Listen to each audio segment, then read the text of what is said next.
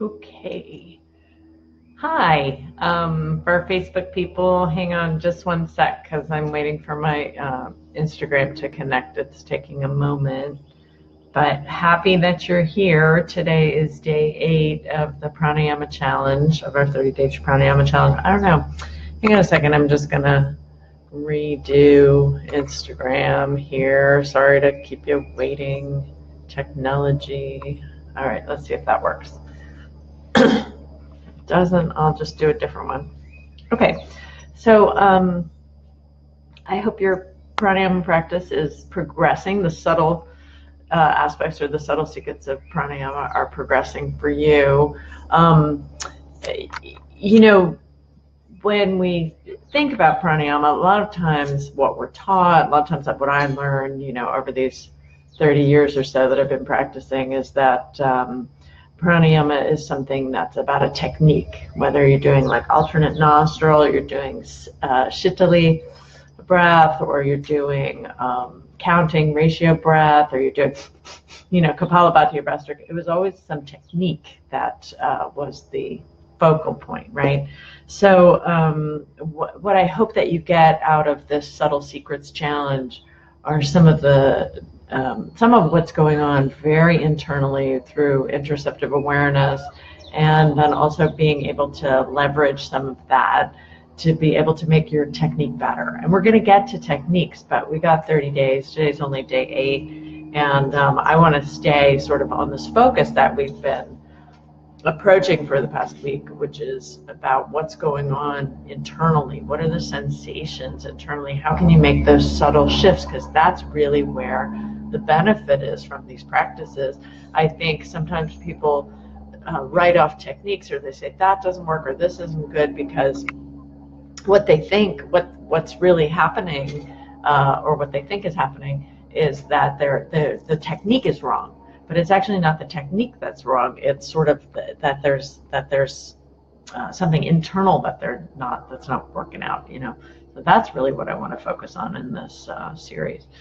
So what we've done so far is we've gone through like how the breath comes in, how it feels as it's coming in, how it feels as it goes through the gates, that place that differentiates what's outside myself, what's inside myself, how it feels in the nose, how it feels as it reverberates into the sinuses, its way into the sinuses, up, and then how it kind of does this sweeping turn back down to the back of the throat. And yesterday we were talking about stroking the back of the throat. So today I want to talk about a little bit, and I probably need to put this in the comments, is I want to talk about the sound of the breath, and not just ujjayi, but ujjayi would be the obvious place to start with that, right? So ujjayi is the way that we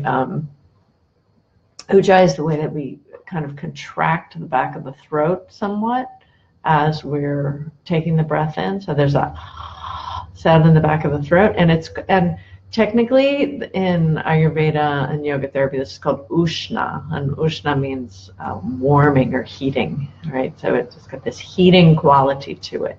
It's also called a retention, and that retention is a way that you are able to keep some energy in the system. So you see people using ujjayi for asanas and all that stuff. Basically, ujjayi in asana is something that was introduced by Pattabhi Jois, as far as I can tell historically. I did a little research on it. I don't see it anywhere in asana before the 20th century.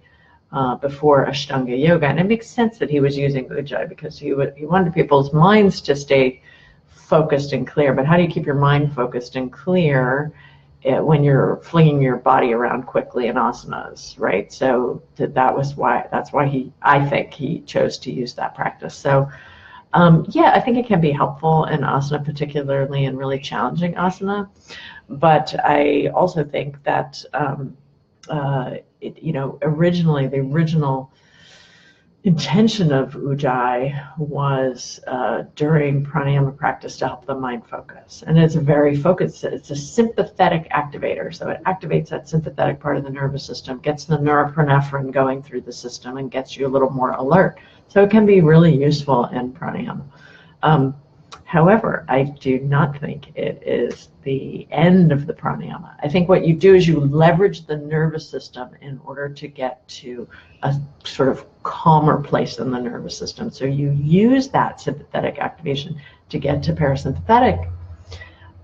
Think about that. We do it all the time. We exercise hard, or we do hard asanas, or we work out, or we go for long walks, because that helps us sleep better, right? So it's like the yin and the yang. You push it to the yang so you get into the yin. And there's some element of that in the Ujjayi practice. However, eventually the sound in the back of it's in the back of the pharynx, in the back of the nose, the back of the throat, that sound starts to give way to the sounds of silence. And eventually that's where you get, in meditation practice, I would say you use some of these pranayamas to get quieter.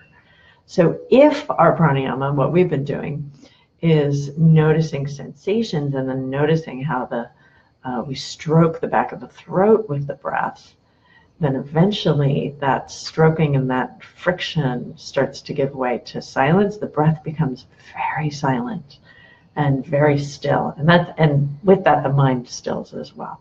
So I'm not suggesting we're going to get there today. However, I will take you through a little bit of that. I've already gone 6 minutes. I didn't mean to talk so long, but we'll take about 3 minutes and go a little bit from the sound to the silence. So you're welcome to soften or close your eyes and look down. You're welcome to soften the shoulders. You can start to soften the muscles in your face. And begin to notice the breath as it comes in through the gates, as it rests between the upper lip and the nostrils, and not rests, or strokes between the upper lip and the nostrils, and then enters the nostrils, fills the nose, makes that sweeping curve to the back of the throat. And you notice some friction or some sound.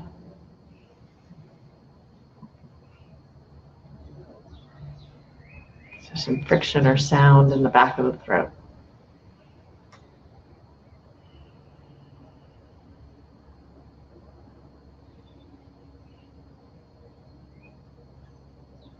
And then over the next, maybe we'll do another 5 or 6 breaths.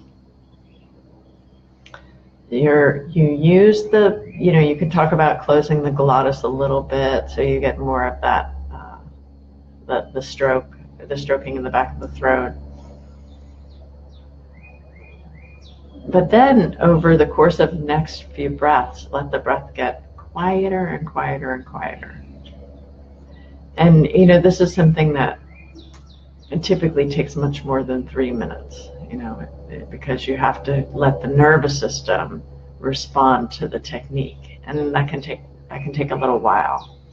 And the mind has to have that correlating response. So noticing where the mind is, and noticing how the softness, the sound, the softening sound of the breath helps the mind to soften as well and calm and still.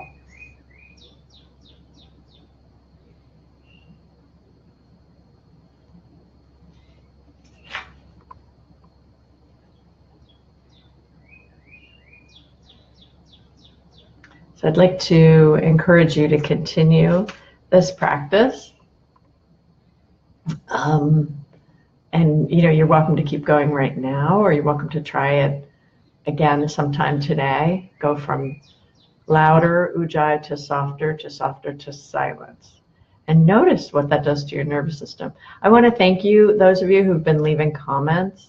I'm trying to get to all of them, to type comments to them, but I also am happy to address them on these videos. So if you can stick around for a moment, I'm going to just answer one comment that came in yesterday, which was about sighing during practice, right? So during asana practice, and they do that a lot, like in Kripalu. And what's the point of that? So one of the things we know is when we breathe out through the mouth, it's a more sort of primal breath, and it has less. There's less influence by the prefrontal cortex on that kind of breath. That kind of breath comes more from the brainstem. So that kind of breath, even though we're doing it intentionally, that breath has a autonomic nervous system effect. And it's kind of a release. So I think it's really useful for some people at some point of their asana practice, because it helps let go of all this heavy allostatic load that we carry around, the burden on the nervous system that we carry around, that it gets increasingly complicated, that gets increasingly challenging as the culture gets more stressful, right? So that kind of sighing breath can be really useful, can be really helpful for some people. And there are other pranayamas that are done through the mouth too. So it's not that all pranayamas are done through the nose. The thing that's useful, as I mentioned in an earlier video about breathing through the nose, is it connects right into the limbic system. So it does have an emotional correlate, or emotionally calming to the brain. But that kind of breathing out through the mouth, that's also calming to the body, you know, sort of on a deeper or a more unconscious level of the autonomic nervous system. So I hope that's helpful.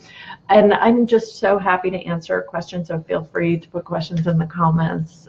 Thank you so much for watching and for listening. I hope these videos have been useful for you. Okay, have a great day. I'll see you tomorrow.